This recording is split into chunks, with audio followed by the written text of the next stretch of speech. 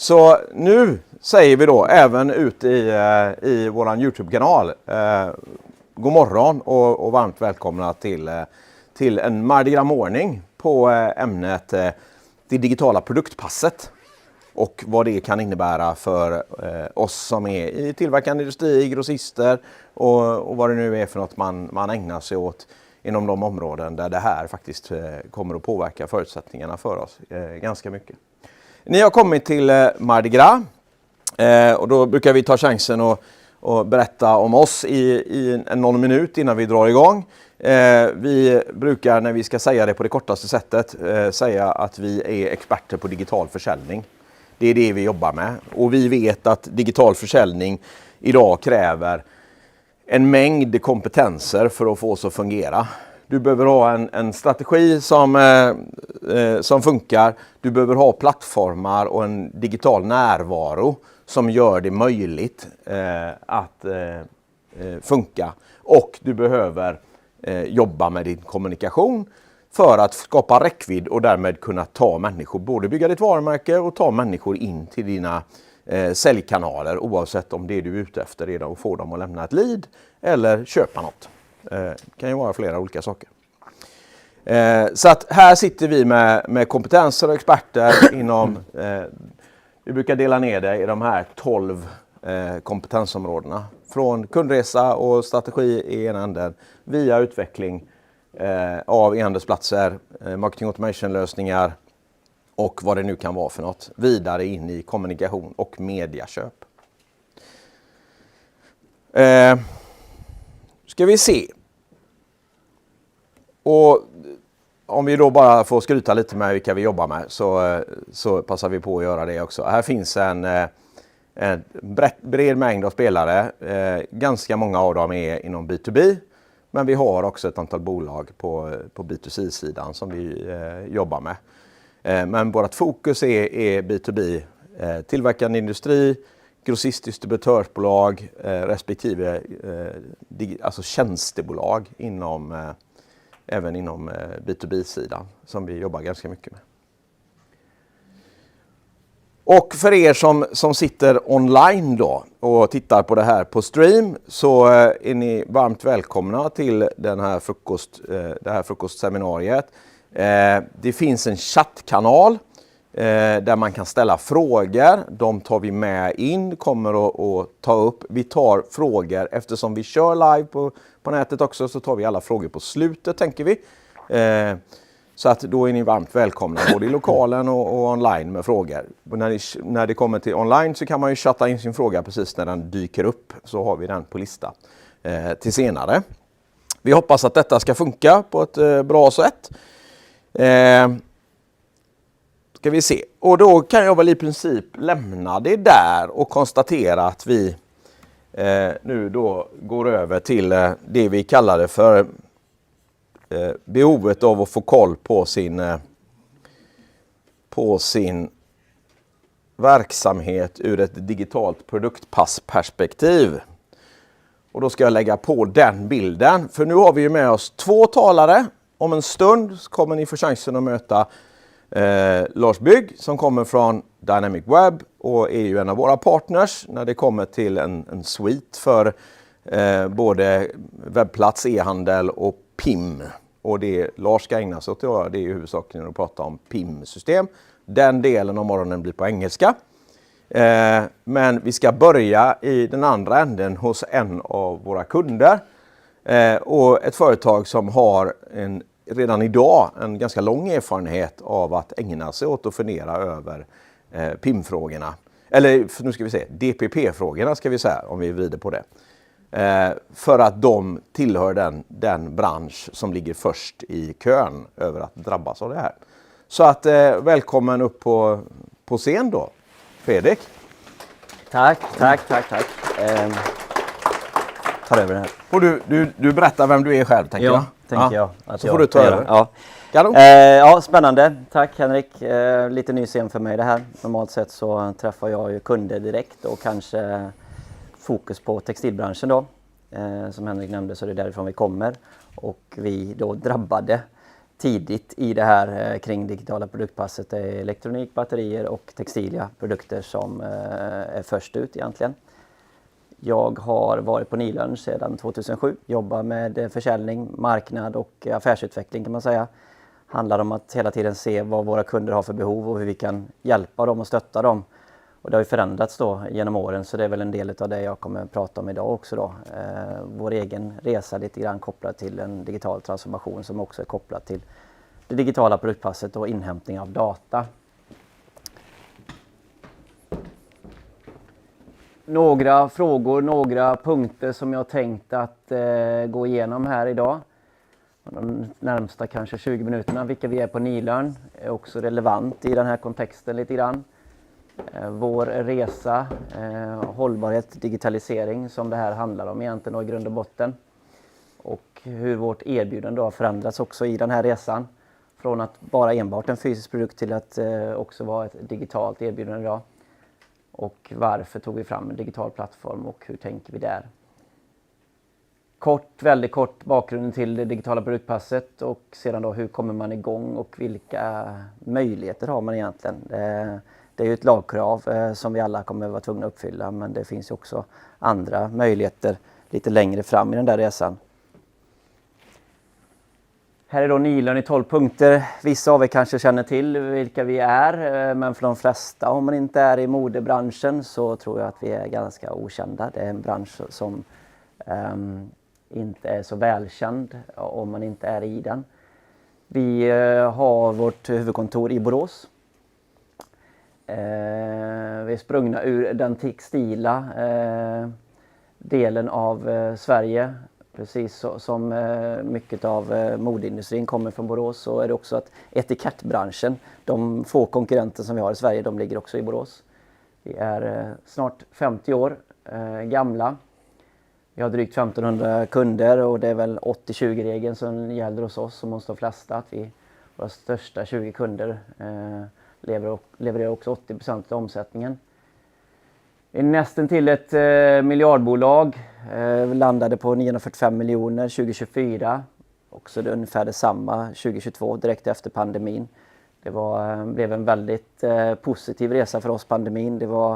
Vi som konsumenter la inte så mycket pengar på resor och ut och äta och så, men däremot på outdoorkläder. Det är också en klar dipp året efter när alla hade köpt en Gore-Tex-jacka och man inte var sugen på att köpa en ny och varumärken har försökt att sälja lika mycket. Vi är börsnoterade sedan 2015 för andra gången faktiskt. Vi har närvaro i 86 länder, men det är via våra kunders leverantörer då. Varumärkesägaren. Vi själva har produktion eller närvaro via försäljning i 19 länder. Närmar oss 2 miljarder etiketter levererade årligen. Det är ju allt ifrån små barcode stickers till mer omfattande förpackningar till lyxvarumärken. 8500 leverantörer via våra kunder då. Vi har helägda fabriker i Portugal och Bangladesh och där är också merparten av våra anställda, 650 plus som vi är idag. Vi har också någonstans runt 100 personer i Hongkong på ett sourcingkontor där. 45 anställda i Borås på huvudkontoret. Och på slutet här också kopplat till hållbarhetsfrågan som vi är här för att egentligen prata om idag, där DPP är sprunget ur. Vi tog fram ett hållbart designkoncept redan 2009 och vi har ett mål om 100% förnybar elektricitet 2025. En liten kort film som beskriver på en minut här som beskriver lite grann vad det är då vi faktiskt gör. Vi tar fram 2 gånger om året 4 till 5 stycken koncept i en kollektion där vi inspirerar våra kunder vad som går att göra kring etiketter, alltså allting som är på plagget och runt plagget. Och det har då utvecklats från att vara väldigt mycket design och färg och form till att bli mycket mer information idag. Och det är också det som är lite grann huvudpoängen här idag, att vi idag levererar informationsbärare. Så alltså en etikett som man kan leverera mycket mervärde och skapa spårbarhet och transparens kring. Vi har kunder alltifrån lyxvarumärken till som ni ser här eller workwear och outdoor. Så det är en ganska bred palett, men allting ligger egentligen inom modeindustrin, även om vi gör viss hemtextil också då.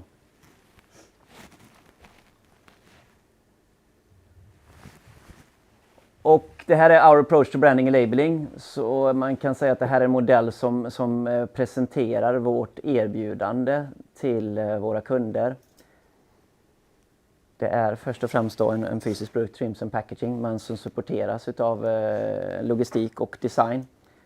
Och i botten där så ser ni också RIS som står för Retail Information Services. Det är då barcodes och care labels, och det är den typen av produkt idag som också då är en informationsbärare. Som är kopplad till Nilörn Connect egentligen, som ni ser i centrum där. Vilket i sin tur också är kopplat till CSR, hållbarhet och compliance. Det är ju någonting som våra kunder ser som en stor utmaning idag. Hållbarhet var ju en större fråga, skulle jag säga, det som var stort fokus för våra kunder om man går några år tillbaka. Idag är det extrem fokus på compliance, eftersom vi jobbar med etikettering och det handlar om märkning på produkten. Och det är en djungel egentligen med olika regleringar på en global nivå. Och det är lite kopplat till vår egen resa här också då, från materialval till cirkulär affärsmodell. Att vi har sett genom åren att vi har stöttat våra kunder egentligen i materialval. Men idag blir det mer och mer att stötta i ett bredare perspektiv och se till att vi hjälper till med datahantering och insamlandet av data. Det här det hade ni också en morning om. Det var det förra gången eller var det förra gången? Ja, det var höstas. Ja. Man kan säga då att det här 2009 när vi tog fram vårt första hållbarhetskoncept så kallades det också för Earth. Så det är väl en del av det här egentligen om greenwashing. Våra kunder hade under ganska många år fokus på ett uttryck som skulle visualisera någonstans en hållbar känsla. Så det var mycket gröna och bruna etiketter. Mycket som var eco-friendly. Men vi såg också en klar förflyttning från materialval och färg och form egentligen till en djupare förståelse kring hållbarhetsfrågan. Så 2017 så tog vi ett stort steg och anställde Anna-Karin Wårfors, som ni ser till vänster här, som våran hållbarhetschef. Hon hade då varit på Gina Tricot i 9 år. Och till höger här så ser ni också Jennifer, vår compliance-specialist, som har varit hos oss i 3 år nu. Och Anna-Karin har 8 personer i sitt team idag, från att inte vi hade någon egentligen på hållbarhet 2017. Så det är också den utvecklingen som vi har sett både internt hos oss men framförallt hos våra kunder, att det här kräver support på en helt annan nivå. För det är komplext och svårnavigerat, det här landskapet.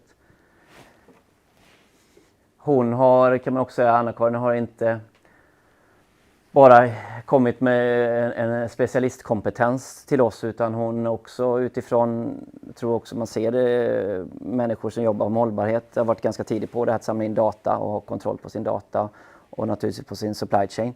Vilket är också en del av vårt erbjudande som inte var en självklarhet för att vår produkt var så obefintlig i totalen någonstans, och våra kunder tyckte inte det var så viktigt att egentligen ha spårbarhet på den. Medan idag så behöver vi ha koll på allting vi håller på med. Så hon har också drivit på en struktur hos oss, att vi organiserat oss mycket bättre kring att samla in data. Vilket också möjliggör digital märkning på ett helt annat sätt.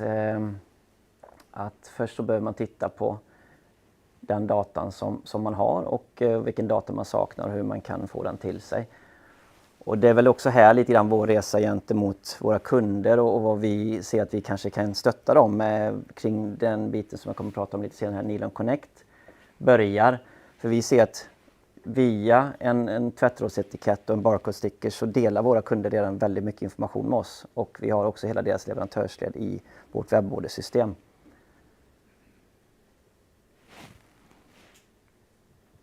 Men innan jag går in på Nilörn Connect och lite grann med vad det handlar om och också vad det finns för möjligheter där och hur det är kopplat egentligen till DPP, Så kort bakgrund, jag tror att alla som är här är väl uppsjungna på detta. Men varför så implementeras då det här digitala produktpasset och var kommer det egentligen ifrån? Det handlar ju naturligtvis om att vi ska möjliggöra en cirkulär ekonomi på sikt. Det är en stor utmaning för de flesta branscher skulle jag säga. Det kommer ursprungligen från FNs 17 globala mål och trattas sedan ner till EU Green Deal som i sin del sen då blir ESPR, Eco Design for Sustainable Products Regulation, som handlar om att man ska kunna designa produkter för en större hållbarhet. Och utifrån det så kopplar man då DPP som egentligen ett ramverk för insamlandet av data. En väldigt enkel översiktlig bild egentligen utav de här delarna och hur det hänger ihop. Nilörn Connect då. Går man 2-3 år tillbaka så såg vi att det fanns ett behov från våra kunder av att samla in data, och vi såg att här fanns en möjlighet att hjälpa kunderna med detta. Och det dök upp väldigt mycket olika plattformar i det här landskapet som vill hjälpa till på olika sätt. Och det är väldigt svårt för våra kunder att navigera här och värdera vilken typ av plattform ska man ha, vad ska den hjälpa oss med och vad är kostnaden för det? Mycket frågeställningar. Så vi såg att det var ett naturligt steg för oss att stötta våra kunder som vi redan har en affär med egentligen och där vi säljer en fysisk produkt till dem. Alltså har vi ju heller inte något krav på att ta betalt för den här tjänsten egentligen från första stund, utan vi ser ju att det kommer ju ihop med etiketten som en service egentligen.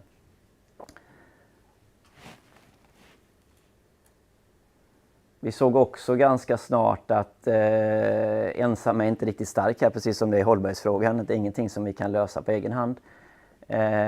Det är väldigt komplext att bygga system idag som ska lösa många saker. Jag tror också alla ser vi den här möjligheten på sikt att integrera olika system via API-er. Sen upplever jag också att man kastar sig med det uttrycket ganska mycket. Ja, det är inte helt enkelt, det är inte bara att trycka på en knapp, utan det är också någonting som måste byggas ihop. Men vi såg att här vill vi bredda och fördjupa vårt erbjudande egentligen för att kunna hjälpa kunderna på den nivån som vi tyckte var relevant egentligen. Så för drygt ett år sedan så tog vi ett ganska stort steg och gick in i samarbete med Worldfavor, som i grunden är en ESG-plattform som samlar in data egentligen på en högre nivå än vi då som tittar på produkten i sig. Så de har vi satt upp en API-integration med nu. Och det här är egentligen då målet. Och man kan säga att härifrån då databäraren till ett gränssnitt som man kan presentera till konsument och andra intressenter. Och här har vi då lagt Worldfavor i mitten. Det är mer ett exempel för att det är också så att det är en öppen lösning naturligtvis, för att vi ser att våra kunder har ju kanske redan en lösning och samlar in data, så vi behöver kunna koppla upp oss mot olika lösningar. Och det är också så att vi ser ju, alltså på sikt är ju målet att kunna tillhandahålla en sömlös lösning som gör det enklare för våra kunder, att man inte ska behöva göra en research, utan man ska känna att här finns en bra standard som uppfyller de kraven som vi har egentligen. Sen är det en utmaning det här att hitta vägen fram där och värdera och balansera hur mycket ska vi gräva i det här till vänster och till höger för att hitta en bra balans i det, att lägga rätt med resurser för att tillgodose ett behov då som finns där ute. Och det är ju det här man pratar om egentligen, det är liksom en livscykel på produkten från uppström till nedströms. Pratar om att vi börjar här i råmaterialet egentligen, samla in data uppströms. Och sen har man då egentligen nedströms, som jag kommer också beröra lite längre fram här.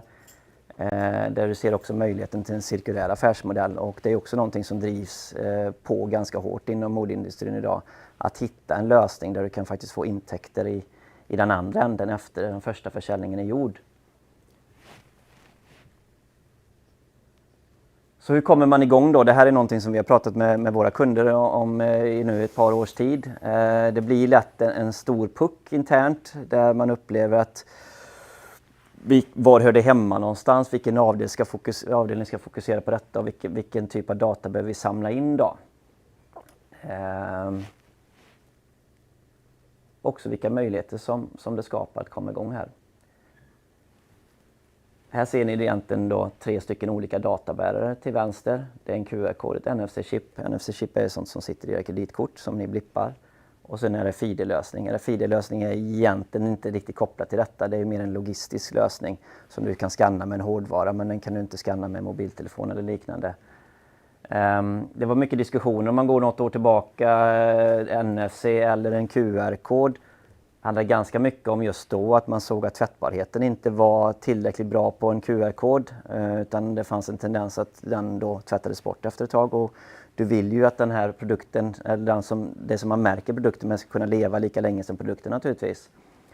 Men idag så är vi framme i ett läge där vi ser att det är inget problem. Vi har gjort tvättester på 150 gånger som de här QR-koderna klarar idag då. Och tittar man på plagg så ser man kanske att det är någonstans där gränsen går. Sen kommer det plagget inte vara användbart längre. Så att man, generellt så kan vi säga att våra kunder jobbar med QR-koder. Väldigt enkelt att sätta på och komma igång. Och kostar ju extremt lite för att börja den här resan. Här ser vi det är också sådär lite intressant att man ser att det här har ju verkligen varit en osexig produkt för oss i alla år. Och om man säger tvättrådsetiketten var det ganska många år någonting som våra kunder gjorde lokalt, som man säger att de hade sin leverantör av plagget att göra tvättrådsetiketterna. Det fanns ju också lagkrav om du går några år tillbaka, men det var egentligen ingen som riktigt noterade dem.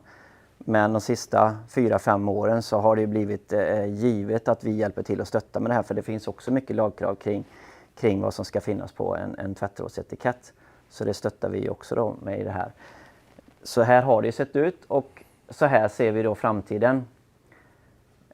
Exempelvis om man pratar om tvättrådsetikett så har det ju många saker som är mandatory. Exempelvis att det ska finnas idag också på etiketter, så ska det finnas på ett antal språk. Det är mycket diskussioner som förs kring detta utifrån ett hållbarhetsperspektiv. Att behöver man verkligen ha 28 sidor som man kan se på H&M eller Inditex eller någon annan större aktör, när man då skulle kunna lägga en QR-kod och ha väldigt mycket information där.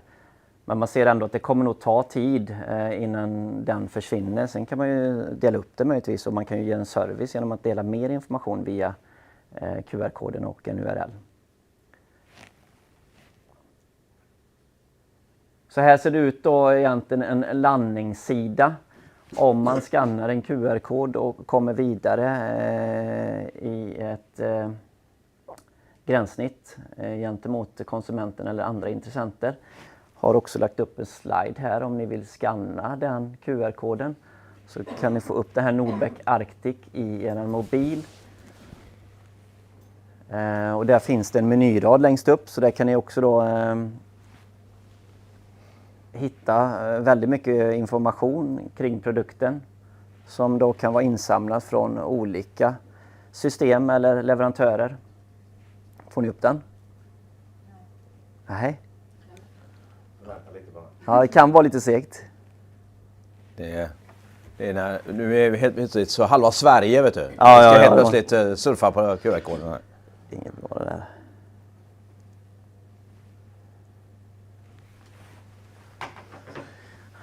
Ja, det fastnar. Jag kollade just med Martin som är ansvarig igår. Så att han sa att nej, det ska inte vara något problem. Jo, den laddar. Ja, vi får återkomma till detta.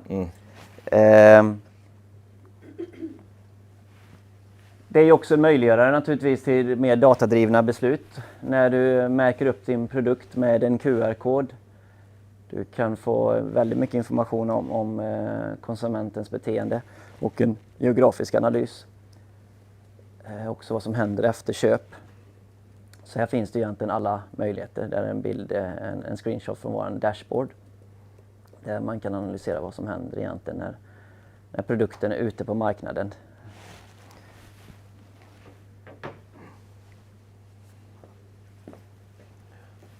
Och en liten översiktsbild om man pratar om före DPP.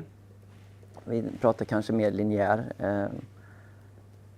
affärsmodell och möjligheterna med en cirkulär affärsmodell, att du faktiskt kan bygga en möjlighet kring framtida intäkter. Och det här är ju naturligtvis många av varumärkena inom modeindustrin som tittar på idag. Många som har legat i framkant. Sen är det också många som har kämpat och ser svårigheterna i detta. Vi har Houdini som har haft en uthyrningsmodell egentligen i många år. Nudi som har en bra produkt naturligtvis i second hand-försäljning.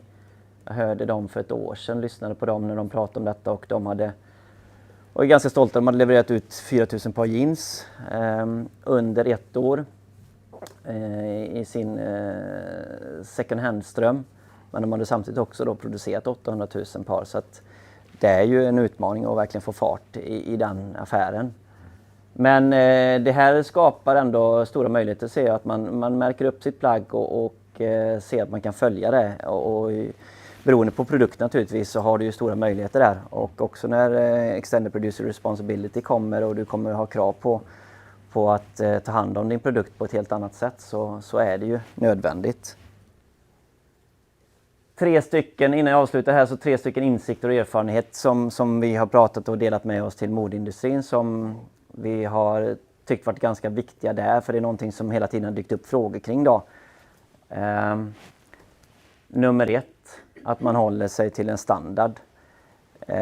Det vi pratar om lite grann idag om digitala produktpasset och märkning överlag är ju utmanande när det inte riktigt finns en global standard. Men här är ju en global standard när det gäller märkningen och användningen av EAN-koder och GTINs. Och här är väldigt mycket information, men det handlar mer om också att man då kan välja vilken nivå som man vill kunna följa sin produkt på, ända ner till unikt ID. Det kommer tillbaka lite grann här. Öppenhet, att om man går in i ett samarbete med någon som hjälper en att samla in kanske data och också hjälper en med presentationen gentemot intressenter och konsumenter, att man också då ser till att man har sin egen domän och inte hamnar i en inlåsning. Samtidigt som också då skickar ett budskap till konsumenten. Om man inte ser varumärkesägarens domän, så är det också en risk att man tror att det där är inte en äkta vara. Och här som jag nämnde då, att man kan välja vilken nivå man ska ha på sin QR-kod, eller egentligen om man ska peka på PO-nivå, om den ska peka på en SKU, alltså style, färg, storlek pratar vi väldigt mycket om i modebranschen. Om man tittar på pre-sale, om man är i butik, så kan det vara intressant att ha en QR-kod på en hangtag som sitter utanpå produkten, där du kan få lite mer ytterligare information om produkten.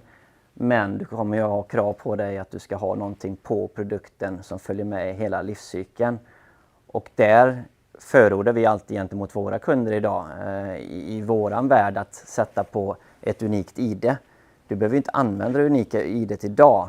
Så den kan ju då peka på, den här URLen kan peka på hemsidan. Om ni inte har gjort överhuvudtaget något arbete internt och känner att det här är för tidigt för oss, och man känner en stressfaktor att vi måste jobba igenom det här, så behöver man inte tänka så, utan sätt på en QR-kod, peka den på hemsidan, och sen kan ni fortsätta och jobba internt med vilken nivå ni vill presentera datan på och hur ni vill presentera datan. Det är bara att styra om den, och det är ju stora finessen i det här också. Då vi som kommer från den fysiska branschen och satt på en tvättrådsetikett, har du gjort någonting fel på den, inte en kinesisk text som visar sig att ett stavfel efter 5 år, så är ju det där. Men här kan du hela tiden föda systemet med ny information egentligen.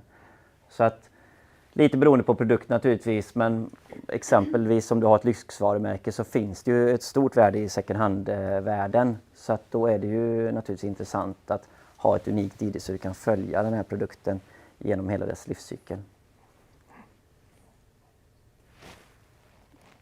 Det var lite om vår resa, mest egentligen vad vi har gjort gentemot våra kunder. Men det är ju väldigt väl kopplat till också vad vi gör själva internt. För vi är ju en del av detta.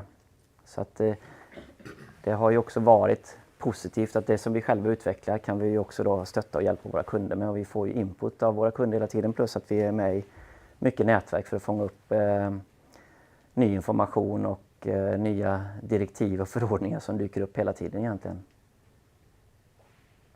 Grymt. Tack så mycket. Tack.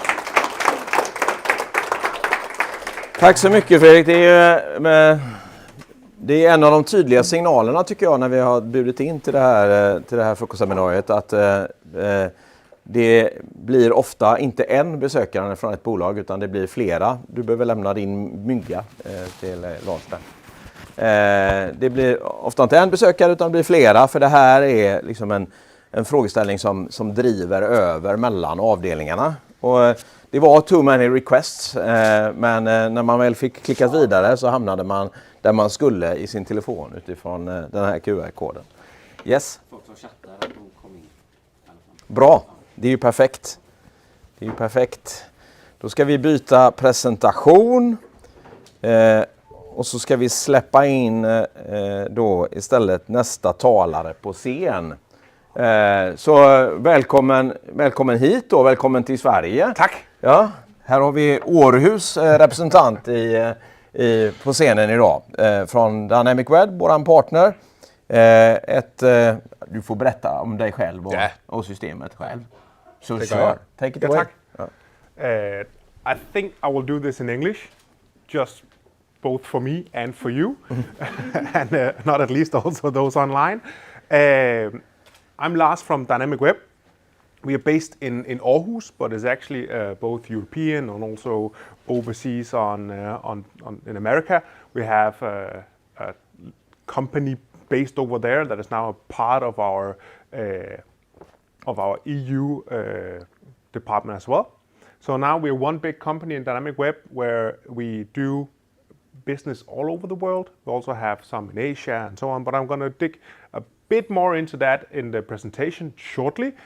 Myself, I'm from a little island, and I'm actually going to use that later. I'm from a little island in Jutland, where a big company stays, and when I drove from there to Herning, and then to Aarhus to join DynamicWeb to become product manager, and product manager builds the products that we have in DynamicWeb. And one of the things that we do is a PIM system, Product Information Management, and that rhymes with the European Green Deal. If you don't get that rhyme, I'll get back to that later. So the European Green Deal, let's have a look of what that actually means, because that is where the digital product passport is born. Now you've heard a bit about the product passport from a textile perspective, and also seen a lot of QR codes. It's not the last one we're going to see today, but because that is going to be the data carrier. The European Green Deal, that means no net emission of greenhouse gases by 2050. And what does that mean? Less greenhouse gases or more forest planted, or what does it mean? That's the goal, and how we get there are many different strategies. But I like one more thing that is coupled to the European Green Deal: growth decoupled from resource use. We're talking a lot about growth right now, and it could feel sometimes that all of the directives and regulations that are coming from the EU actually goes against the growth. Don't mind, they have growth stated in there in the European Green Deal. They say we want growth, that is good for all of us, but we have to decouple it from the resource use. So less use of all the materials, us as personnel, to do more growth. You mentioned some of them, Fredrik. There are more than he just shown, and there are many more than these. And if we just go abroad to the US, there are more. There are actually some within each state. If we go to France, there are some. If we go to Italy and Spain, there are some others. These are the ones from EU that's probably going to be the standard of the future for how the different countries are doing it. But there is actually some words up here that you should pay attention to. Over here on the ESPR, the Eco Design for Sustainable Products, it says regulation. Over on the other side, it says directive. So directive is a direction which the countries within EU must follow, but create their own laws. Whereas the regulation, that's how it is. This is the law from EU. This is what you need to do. And of course, then regulation then comes with a lot of bureaucracy and how do we do it? How do you create the standards? Who is doing what? And so on. And that's what they are digging into right now within this Eco Design for Sustainable Products. But we need also to take a look at what's happening over on the other side, because another part of the European Green Deal is sustainable finance strategy. We probably heard about it as ESG. That's a part of this over here. Now standards are arriving from the EU to say this is how you must report about how you as a company do within these areas of ESG, or at least the E in ESG. We also have the packaging and packaging waste. You mentioned a lot about packaging. I'm sure you also know a lot about this one. This is where we need, as producers or the ones who brings products to EU, we must now start to report on how much packaging do we use, where does it come from, and how does it spend, how does it recycled, and so on. So it's not just the product, but now it's also surrounding the product. But we're going to dig into the ESPR. And a little side joke. Do you know what this up here means, Circular Economy Action Plan? It's a to-do list. It's a big list of things we need to do in the EU. They call it action plan. Sounds much better. It's actually just a to-do list of stuff that we want to do. And it's a, sorry the language, hell of a big one.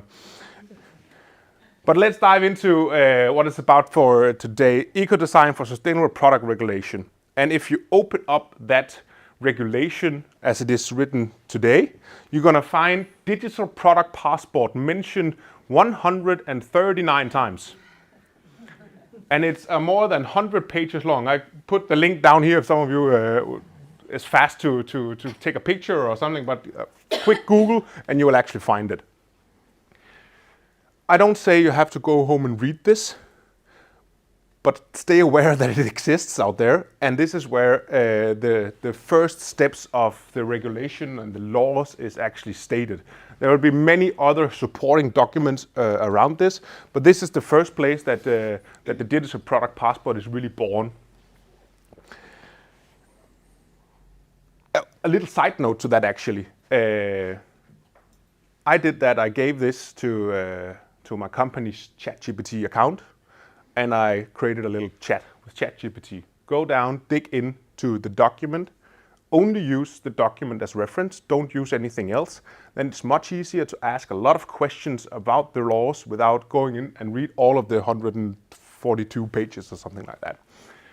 Helps a lot, and then afterwards you can go into the document and search the different words that it actually says and so on. That really helped me a lot of understanding what's behind the regulations coming.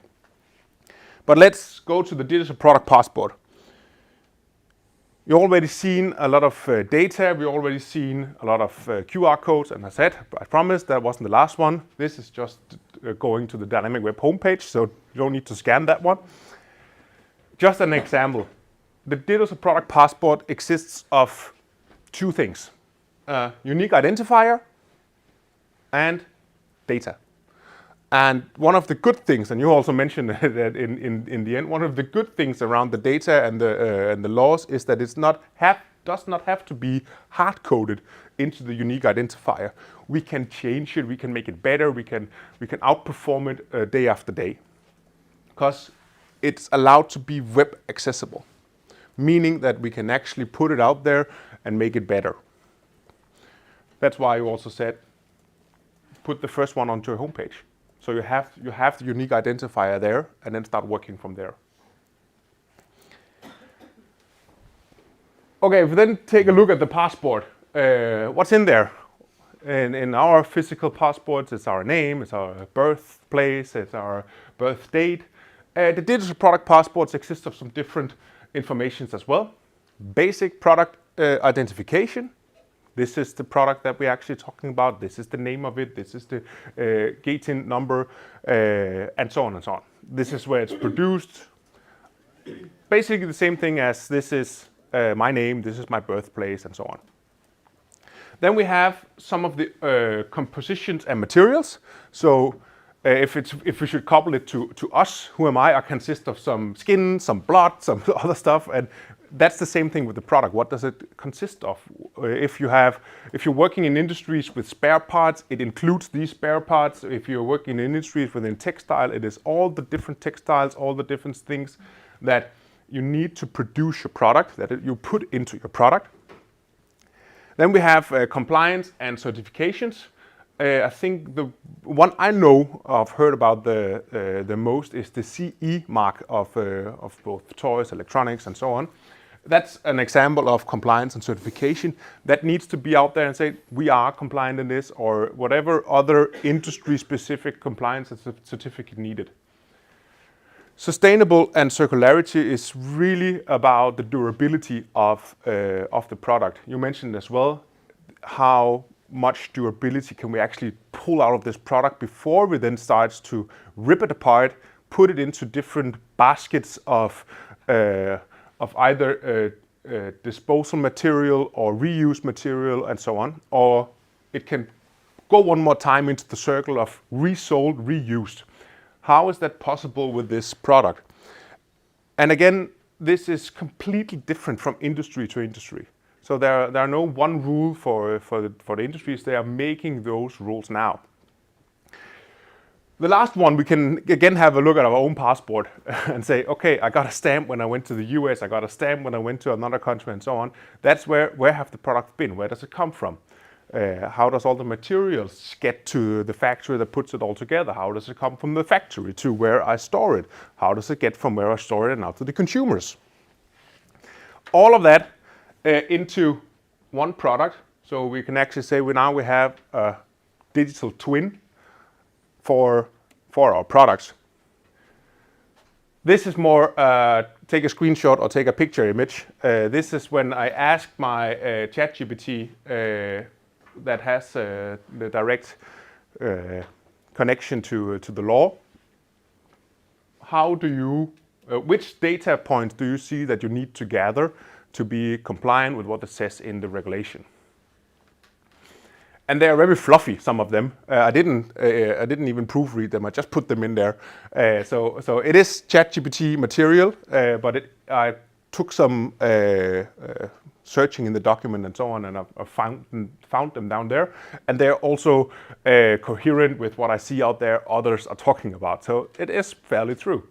But if you see up here, durability and expected lifetime, how long the product is designed to last, how do you measure that? So that is where the different standards comes in. And this is again a screenshot from the EU regulation. The first working plan, and mark the date, 19 April 2025. So it's soon that we should have a working plan from the EU if everything goes after plan. Then we have iron, steel, aluminium. Many of us call those construction materials. That's one of the areas where we'll find the digital product passport coming soon. Textiles, particularly footwear, clothes. We have furniture, tires, detergents, paints, perhaps also paints a bit about the construction material, lubricants, chemicals, and energy-related products.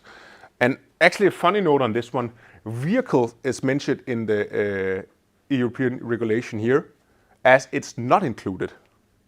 So there, as well as food, beverages, animal food or feed, as well, not included in this, but only because it is regulated somewhere else within the EU law system. So that doesn't mean that they don't have to do any of this. And batteries is one of the first things not mentioned here, which actually make precedence for how the product passport is going to be, because they were already in this dialogue, they're already down this direction before the digital product passport actually was there. And there is a regulation around batteries where they state a lot of different things that you need to put into your information around the batteries that you have. And it's not the small batteries that we put in our kids' toys and so on. It's the larger industrial batteries above 2 kilowatt hours. And this is how it looks. If we then took this screenshot and put it into a nicer presentation slide, batteries, textile, electronics, that's the proof of concept, MVPs, call them whatever we want. That's where they start the pilot projects. The coming is furniture, construction, lubricants, detergents, and tires. And if we try to put them into a timeline, we start with batteries, and that is soon, I think they say the 28th of February 27. That's where they start saying, now you need to be compliant. Textile is more fluffy, so the date up here can vary. Textile is coming 27 as well. That's at least expected date. We have electronics, probably gonna be 28, but now it's really getting fluffy. As well as the other over here in 2030. Some say from 27 to 2030, some say before 28. There are different stuff, but if you read some of the documents behind it, EU, this is the year that they should be ready. Any other things until now is only plans, and we know plans go wrong. So let's have a look. We already saw some of the digital product passport, how it could look from Fredrik, but we also have other. This is the battery alliance, the battery passport. I think I have to click for it to start. Just to give you an example of how the first proof of concept of the digital product passport could look on batteries for cars. So this doesn't say a lot, but we still have some. This is mining, or how is it mined, how is it refined, some of the materials. So it really puts a lot of effort into the data. And as well here, before I click start on the video, this is just to see, okay, this is where it's produced, this is where when it's produced, this is how big it is, this is the weight, this is the efficiency or the energy density. A lot of data points that are normally for batteries to be there, now they have to actually be transparent about them. They have to put them out there. Just to show you the video. This is then the MVP. So they have pilot projects or proof of concept projects. Now they turn it into a minimum viable product. That's MVP. So this is how it could look when the battery passport should go out there. And we actually start to see some of these ESG scores as well to be included in the passport. So all of this data that we start looking at or gathering for our ESG reporting and so on is actually also considered to be some of the data we need to deliver for our products. I also found an example for clothing. This is also, you mentioned the partner GS1 is probably going to be one of them that really has something to say within the digital product passport.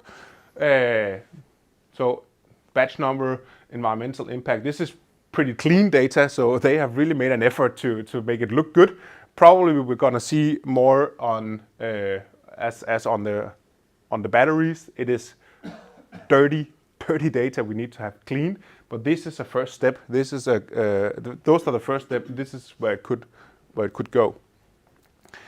So now we saw the timeline. And I promised you to come back to where I was born in a little island called Als in Jutland. Some from Jutland would say you're not a part of us. There are a bridge between us, so no. But let's say it's a part of Jutland.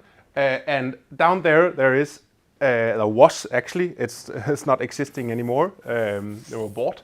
But a little electrician company called Als El&VVS. So there were 6 electricians and 2 plumbers. I think VVS is the right word for in English. They did maintenance of one of the really big guys down there where I come from, Danfoss. Probably all heard about Danfoss. If you haven't, take a look at your radiators and look what stands on the logo there. Danfoss has huge amount of solar panels. All located down on Als, where they come from, a little town called Norberg, northern northern part of Als. My brother worked at this company, and he was the one in dialogue with Danfoss, maintaining some of the machines, changing a light bulb, all of the small stuff, nothing to do with the big stuff. But some of these solar panels went out of business or broke, broke beyond repair, and they had to replace them. And instead of going to their normal vendor for that, they just asked my brother, can you come up with that? So now a little company of 6 people in a small part of Jutland called Als has to deal with big Danfoss's requirements on how to get these solar panels. So he just rang up his normal vendor of solar panels and said, what's your price for a solar panel? Went back to Danfoss with that price and said, here it is, that's the price. Yeah, but what about how is it transported? How is it produced? And my brother was just, I don't know. It's from China. So next up, he had to call the Chinese vendor, say, could you bring me some of this data? Forget about it. The small fish down there, I don't want to gather that data for you. No clue that there was a big one behind it. So he went to another supplier that wanted to give this twice the price of the solar panels from China. Danfoss didn't care. They needed this data to put into the ESG reporting. This little story is just to state that the digital product passport is actually happening now. It's not something that is in the future. Perhaps it is from a unique identifier perspective and a platform that can hold all of the data, and you have to distribute the data out to certain channels. But already now, both the consumers and the big companies out there are looking into the ESG reporting and say, what can we do to be better? At least if we talk companies within Europe. So just to be clear, it's already happening. Gather all of this data. This is where DynamicWeb comes in. So what can we do to actually make this easier? So just to give you a little talk on what is actually DynamicWeb. We call it a suite of products that really coexists together. So when I have a web platform or a web shop, a B2B portal or something like that, I need the product data. So we both have commerce for B2B and B2C. We are mainly focused on B2B, but we have B2C customers as well. We have a PIM system, product information management, and we have a CMS system. So we can all bring this to life. And then we have some essential tools for email, not our focus, but we need to push out some emails out there. Many today work with other stuff than us and just connect to our platform. But we have the essential tools. So this is the platform, this is the suite of products that we provide. So let's deep dive into the PIM system. So what is PIM? It is onboarding, enriching, and distributing product data. Done, simply said. Nothing else, nothing more, nothing less. But that can be a big hassle. You already started mentioning some of it actually, how to get the data from all of the places you do business, all of your vendors, and what about all of the requirements from your customers, B2B or consumers. And normally a lot of this data comes in various formats and has a lot of different assets, come from different sources. Just gonna start some examples here. ERP data, Excel data, PDF product sheets, videos, documents, certificates. And a lot of different people have their hands in these product data. So many people today solve this with the biggest PIM system ever. Anyone get any clue what the biggest PIM system in the world is? The Excel spreadsheet. The Excel spreadsheet. That's a PIM system. It's a database for products, but that is extremely hard to work with. And now we got the online Excel sheet so we can work at it simultaneously. Yeah, that works a bit, but still, what about assets? What about governance? What about? And this is where then the PIM comes in. And the last part, now we have onboarding, we have enrichment, and the last part is then distributing to a lot of different channels. And these channels are actually pretty much retail oriented, as well as all of this over here, that's more formats and so on. So we can change the storyline around the PIM system to be much more B2B minded. So let's have a look at that. You have different manufacturers, you have different warehouses, you have perhaps data pools where you scrape the data or get the data from those, you have distributors, you have databases where you get your data, and those are actually one of the newest one you mentioned. What was your partner called where they had the ESG data? Worldfavor. Exactly, Worldfavor. And those databases pops up now with different possibilities to get your data from or calculate data from these. But we need to have a system to put them into, and we need to have governance around it. And then who am I distributing this to? Probably now it's the government. That could be packaging waste regulation that is coming in. You need to report something for your government. You need to report for your customers. They need the data. If you are the manufacturer of a product, then you have a big responsibility providing the data to your distributors or to your customers. Perhaps you have your own ecosystem. That is where your own branded digital product passport perhaps live. Then you have, many have BIs out there. I put a logo of Microsoft Power BI. That's commonly used by many. That is as well. Now when we put together the product data, how much of the products that we actually sell, calculating on that, and thereby giving us the different reports that we need for the different regulations out there. And then, not least, the digital product passport. We've talked about PIM now in the context of onboarding, enriching, distributing. But when should I start looking at a PIM system? If you find yourself up here, then you probably have a great opportunity with a PIM system. If you have diverse product attributes, and diverse product attribute means that many different attributes, many different kind of attributes on your products, many different products with many different attributes on them, then a PIM system is great for you. High volume of data, many products, many attributes. So different leverage that can tier up the number of data. If you have multi-channel and multi-market solution, so just handling translation, handling different versions of a product. You have multiple sources, so now we're turning the other way around, distribution and onboarding. Sources from anywhere, from many different vendors, different formats, how to get them in there. And if you have frequent updates and changes to your product data, you need the right compliance around it, or the governance around it. And each one of these is affected by all of the data points that you saw earlier with the digital product passport. Each one of these is actually getting more attention.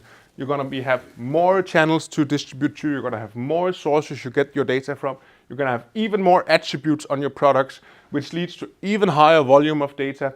And you have frequent updates. So every time something changes on your product, you need to put it in there. Okay, so now I scared you and informed you on when a PIM system could be something for you. So let's have a look. This is how it looks when you go into DynamicWeb, the backend. I just I video recorded this so online could get a look at this as well. Over on the left, you see the different areas that we in DynamicWeb control. So users, products, commerce, email, and content. And some settings and some integrations, which of course comes with such a tool.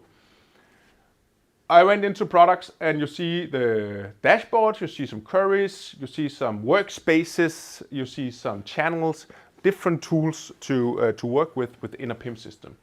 But where the magic happens is often, at least for the user of a PIM system, in the dashboard. So an overview, a governance overview of how is the state of my products. This is a pretty normal workflow for a company selling bike and bike apparel. Our demo solution sells bikes. So I have some products that newly arrived. Someone's going to have a look at that and so on. I think this video, I will take you through it then. I have a dashboard called DPP and I put it to totally minimum. So this is all of the products I put DPP on for now. So DPP is a data model. And a data model means I have data around DPP in me. I'm going to explain that later. This is the edit mode, so I can editing my product. You'll see the EAN number or GTIN number, the marketing text or webshop text or whatever text that you need out there. As well, images can be controlled in there. Now I went into the digital product passport part of it.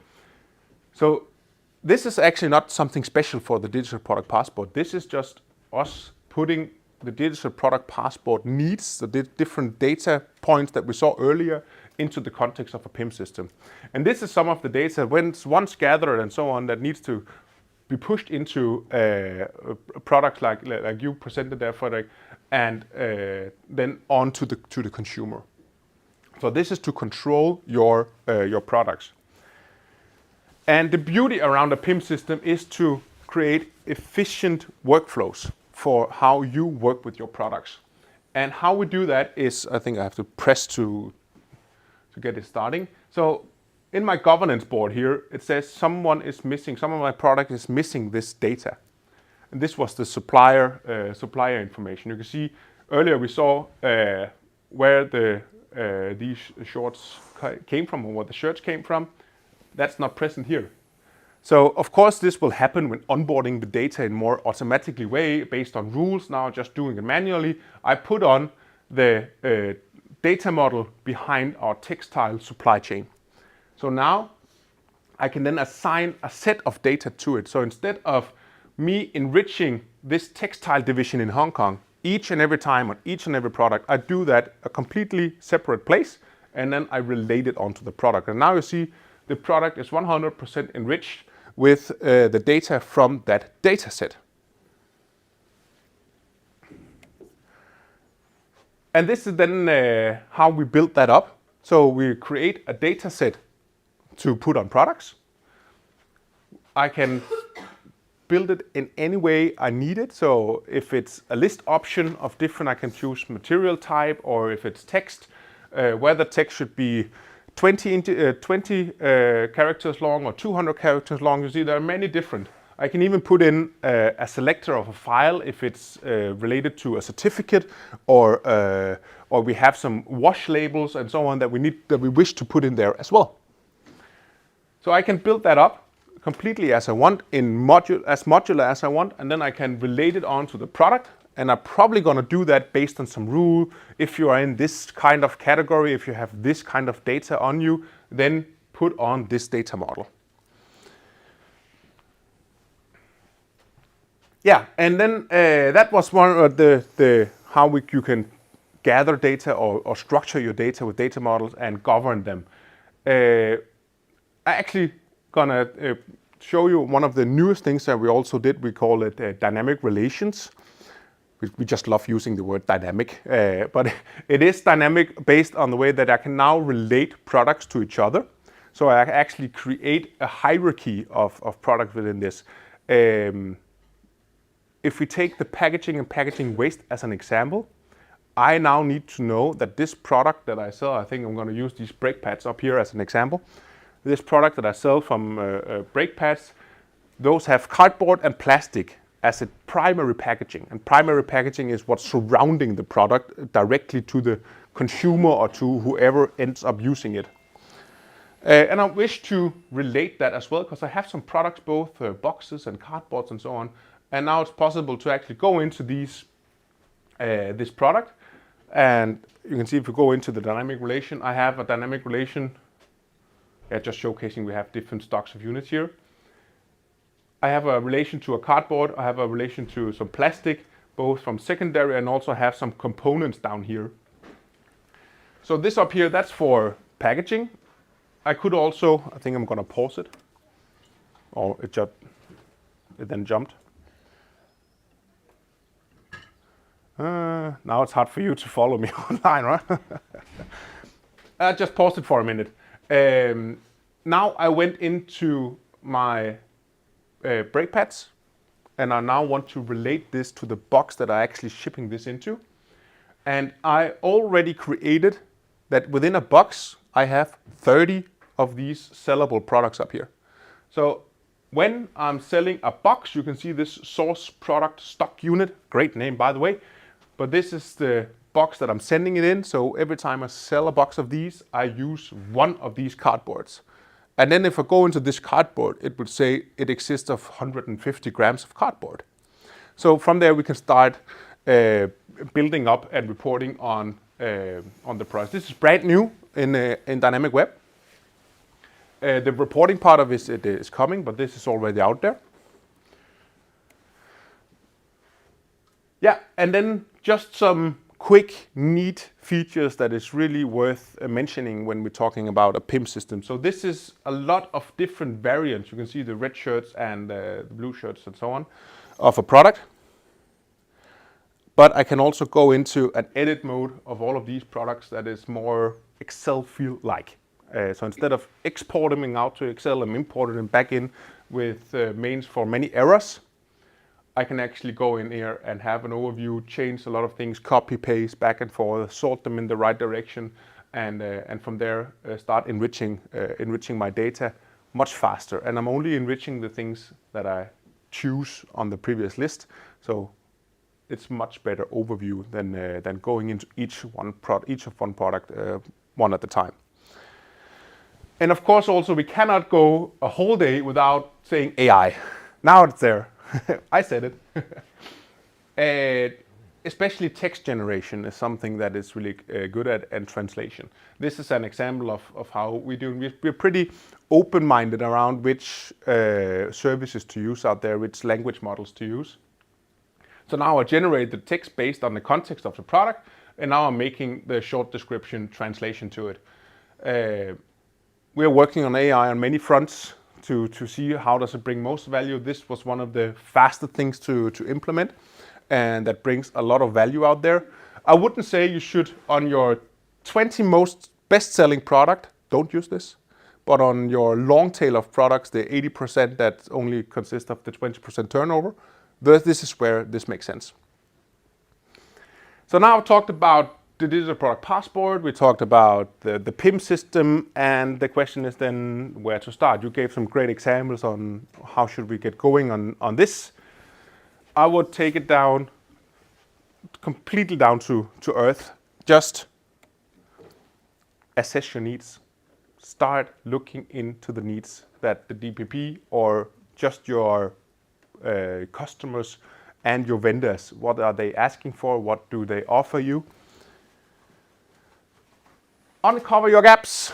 Where do I have my gaps? The PIM system is really good at that. So if I have a dashboard stating you have product gaps in all of these products for all of these attributes, that's a great place to start. And then engage with your ecosystem. I needed a better word for both customers and partners and vendors, so I just put in ecosystem. Engage with your ecosystem, because you're not the only one that is going through this right now with all of these legislation coming in. There are many actors out there that wish to help, want to help, build systems around it. All of it comes down to how good are you at gathering, enriching, and distributing your data. That's all for me. Great. Thank you. Thanks a lot, Lars.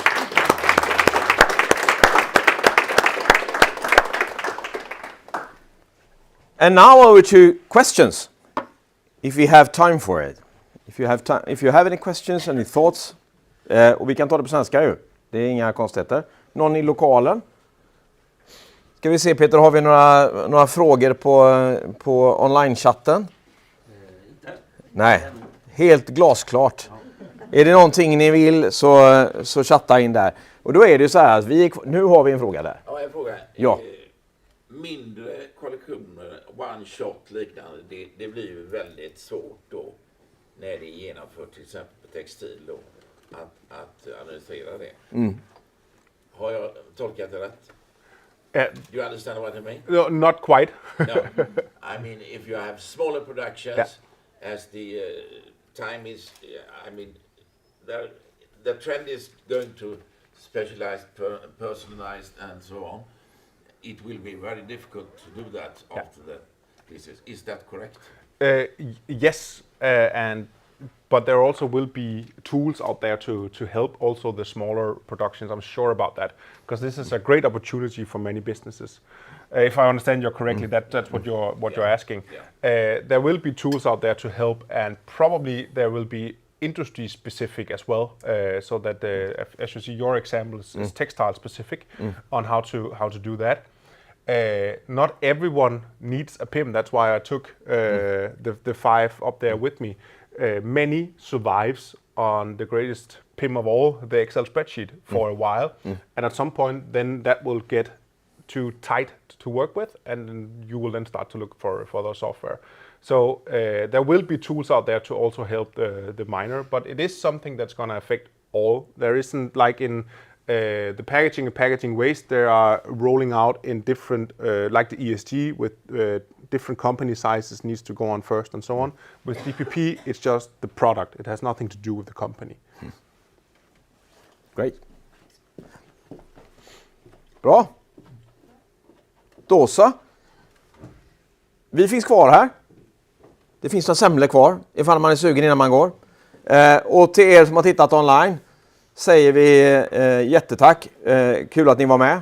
Och till er som sitter här, häng gärna kvar med oss en stund, så tar vi en kopp kaffe och snackar lite innan ni försvinner. Tack så mycket för idag. Tack för att ni ville komma.